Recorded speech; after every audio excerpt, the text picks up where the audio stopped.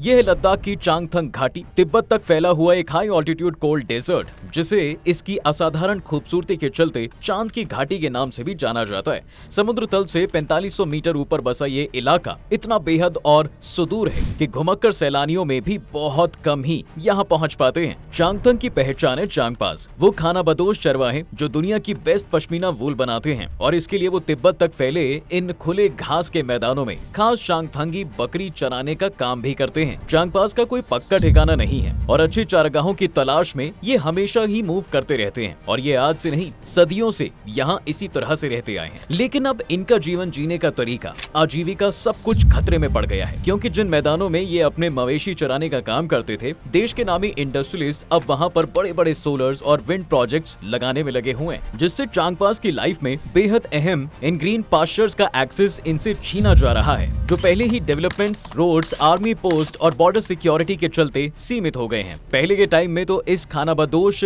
जनजाति के लोग बॉर्डर पार जाकर तिब्बत में भी अपनी भेड़ बकरी चराने जाते थे, लेकिन 2020 के गलवान क्लैशेस के बाद ये सब बदल गया। पार जाना तो दूर, उल्टा एलओसी पर ही जमीन की एक बड़ी पट्टी को बफर जोन बना दिया गया, जिसमें इंडिया और चाइना ने डिसाइड किया कि इस बफर जोन में कोई नहीं जाएगा। लेकिन इन दोनों शक्तिशाली देशों में पिस गए ये चांगपास, जिनका अपने ही देश की सरहद के अंदर मौजूद ग्रेजिंग ग्राउंड्स तक जाना भी बंद हो गया। इसी के चलते चारागाहों की कमी हो रही है, और ऐसे में अगर चांगथंग के बीचों बीच हजारों एकड़ में ऐसे मैसिव इंफ्रा प्रोजेक्ट्स लगाए जाएंगे, तो इससे तो यहाँ की ट्राइबल कम्युनिटी को खत्म करने की तरफ एक कदम बढ़ाया जाना कोई बड़ी बात नहीं। और चूंकि इन चांगपास के पास इन जमीनों पर कोई ऑफिशियल ओनरशिप पेपर या लीगल रिकॉग्निशन नहीं है, इसलिए सरकार भी इन लोगों के दावों को नजरअंदाज भी कर रही है, और यही इनकी बात को अनसुना करना ही इस पूरे लद्दाख प्रोटेस्ट की जड़ है, जिसमें यहाँ के लोग स्टेटहुड, 6th शेड्यूल और हिल काउंसिल्स को मजबूत करने जैसी कई डिमांड्स भी कर रहे हैं।